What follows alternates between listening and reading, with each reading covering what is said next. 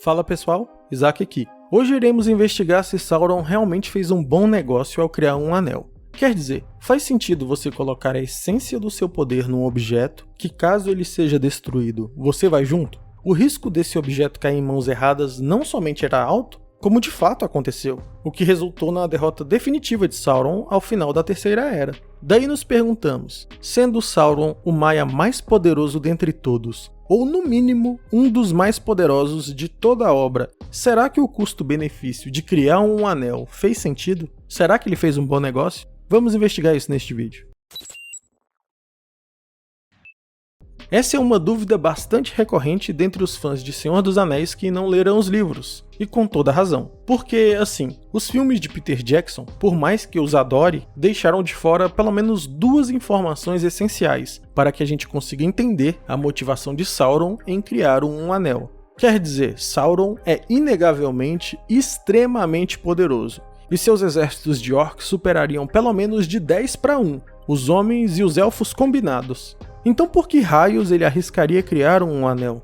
Um anel é cheio de vulnerabilidades. Primeiro, que ele inseriu na joia uma enorme parte de seu poder, o que significa que Sauron ficaria para sempre dependente e limitado a utilizar um acessório para acessar seu poder de forma integral. Segundo, que caso essa joia fosse destruída, ele também seria destruído. Pense bem, o que seria mais fácil para um inimigo de Sauron? Jogar um anel na lava ou derrotar Sauron pessoalmente? Afinal, foi mera estupidez de Sauron criar um anel? Para responder essa pergunta, precisamos voltar às duas informações essenciais que eu comentei anteriormente que os filmes deixaram de fora. A primeira informação é também a mais importante. Se você já acompanha o canal há pelo menos um pouquinho de tempo, você sabe que dentro dessa armadura de aço aí, o ser chamado Sauron não é um humano. Ele era inicialmente um ser espiritual que se rebelou contra seu criador, o que o torna algo como podemos chamar de anjo caído.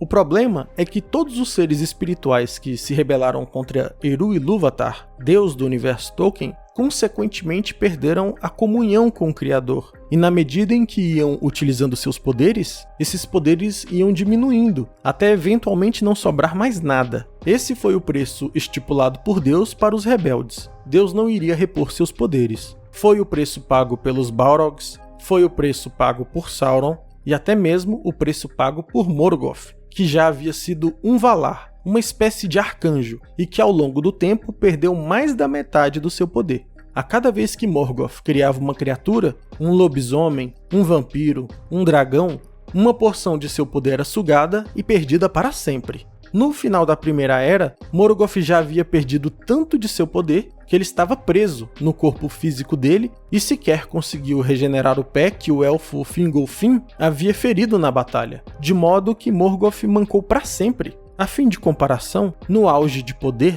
tanto Morgoth quanto Sauron conseguiam reconstruir não somente seus pés, mas o corpo inteiro, assim como Sauron fez após ter sido destruído por Gil-galad e Elendil no final da Segunda Era. Ou então lá atrás, durante a destruição de Númenor. Sauron também reconstruiu seu corpo naquela ocasião. Mas agora que as coisas ficam interessantes. Sauron descobriu um jeito de burlar esse, digamos, vazamento de poder.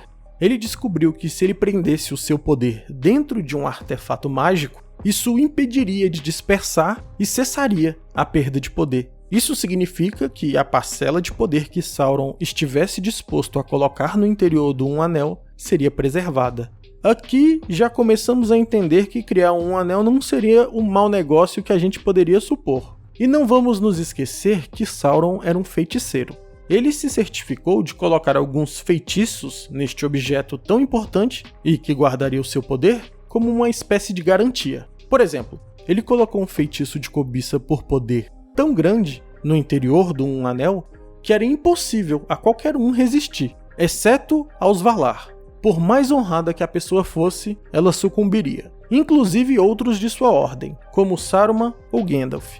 Nem mesmo a figura mais honrada que você possa imaginar, como Aragorn, por exemplo, conseguiria resistir ao feitiço. E é exatamente por isso que Aragorn nem tenta, porque ele sabe que seria manipulado pelo um anel. Caso ele pensasse diferente, ele falaria: Frodo, me dá um anel, eu mesmo levo para Mordor. O mesmo acontece com Galadriel e Gandalf. Ambos são bons e honrados, e mesmo eles sucumbiriam ao feitiço. Esse é o nível do encantamento que Sauron colocou no Um Anel. Até mesmo os hobbits, que não possuíam grandes ambições na vida, sucumbiram aos efeitos do Um Anel. Vide o próprio Frodo, que bem no finalzinho da jornada decide tomar um anel para si. O próprio Sméagol, que se tornaria Gollum, também era um hobbit. Para Bilbo foi extremamente difícil deixar um anel para Frodo, e teve uma ajudinha bem grande de Gandalf. E Sam jamais foi o portador de fato do Um Anel, ou passou muito tempo segurando ele.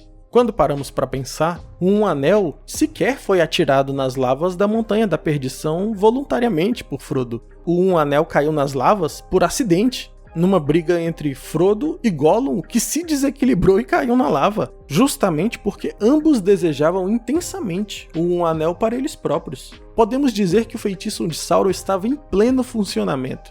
Mas agora vamos à segunda informação essencial que não foi contada nos filmes.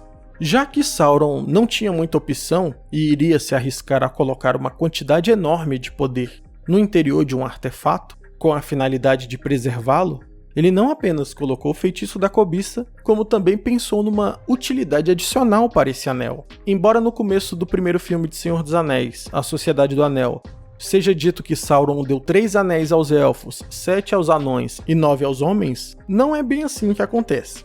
Primeiro que os 3 anéis élficos foram criados por um elfo chamado Celebrimbor, e Sauron jamais tocou neles, ou seja, não era dele para ele dar para os elfos. Inicialmente ele nem sabia da existência deles. Em segundo lugar, Sauron não desejava os anões e os homens como súditos. Esse foi o plano B. O plano A de Sauron foi o seguinte: ele criou outros 16 anéis, além do dele, que seriam controlados à distância, e entregou todos para senhores elfos. O plano dele era matar 2 coelhos numa cajadada só. De um lado, preservaria seu poder no interior de um anel, impedindo que esvaísse, e do outro, este mesmo anel controlaria a vontade dos senhores elfos, por meio de anéis menores. Dessa forma, a criação do Um Anel deixa de ser um negócio duvidoso para ser um ótimo negócio. Quer dizer, o risco ainda estaria lá. Mas se Sauron não criasse um anel, à medida que ele fosse utilizando seu poder, ele iria diminuindo cada vez mais, até eventualmente deixar de existir, o que neste caso representaria um risco ainda maior para ele. Além disso, Sauron atolou o Anel de Feitiços. Além do mencionado feitiço da cobiça, um anel seria indestrutível por qualquer meio, fosse força bruta ou até mesmo fogo de dragão. O único ponto fraco seria levar a joia justamente para Mordor, onde ele, Sauron, estaria esperando o portador pessoalmente, com sangue nos olhos e com um exército atrás dele. Porém, como nós sabemos, nem tudo saiu como planejado. As coisas começaram a dar errado logo quando Sauron colocou um anel pela primeira vez. Os elfos que estavam utilizando os anéis dados por Sauron instantaneamente sentiram a malícia de Sauron e a tentativa de controle mental, e retiraram os anéis imediatamente. Sauron então ficou possesso de raiva e convocou todas as suas hostes e declarou guerra aos elfos. Essa guerra foi chamada de a Guerra dos Elfos e Sauron, e podemos dizer que Sauron se deu muito bem nesta guerra, pois ele recuperou todos os 16 anéis e os redistribuiu. Agora sim, 7 para os anões e 9 para os homens. E os 3 anéis élficos? Você pode estar se perguntando. Como mencionado, eles não foram dados aos elfos por Sauron, foram feitos por um elfo chamado Celebrimbor, que utilizou a mesma técnica de Sauron. E como ele sabia fazer isso? Bem, Celebrimbor e Sauron trabalharam juntos por determinado período, enquanto Sauron estava sob o disfarce de Anatar. Esses 3 anéis élficos, Sauron não recuperou durante a Guerra dos Elfos e Sauron, porque os elfos esconderam. Mas você pode estar se perguntando, mas Galadriel, Elrond e eventualmente Gandalf não estão nos filmes utilizando estes 3 anéis? Sim, de fato eles estão. Porém, eles só passaram a utilizar quando Sauron teve seu corpo destruído no final da Segunda Era e perdeu um anel.